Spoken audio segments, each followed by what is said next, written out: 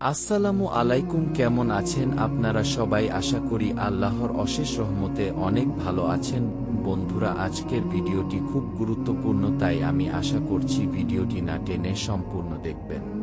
বন্ধুরা, গুনাহ যেন আজকাল ডাল ভাতের মতো হয়ে গেছে আমাদের। যেমন খাবার না খেলে পেট ভরে না, তেমনি গুনাহ না করলে মনের ক্ষুধা মিটে না।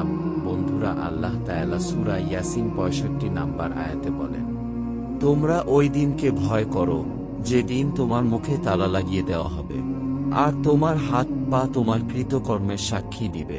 একবার চিন্তা করে দেখুন তো, ওই দিনগুলো কতটা ভয়ঙ্কর হতে যাচ্ছে।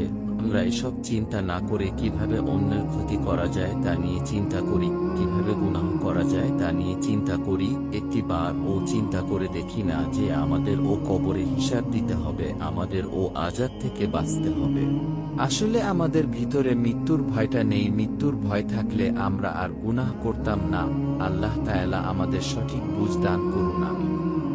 বন্ধুরা, আজকের জন্য এতটুকুই। দেখা হবে আবার নতুন কোনো ভিডিওতে। ততক্ষণ পর্যন্ত সবাই নিজের খেয়াল রাখুন, সুস্থ থাকুন, আর চ্যানেলে নতুন হয়ে থাকলে চ্যানেলটি সাবস্ক্রাইব করে আমাদের পাশে থাকুন। ধন্যবাদ। আল্লাহ হাফেজ। আসসালামু আলাইকুম।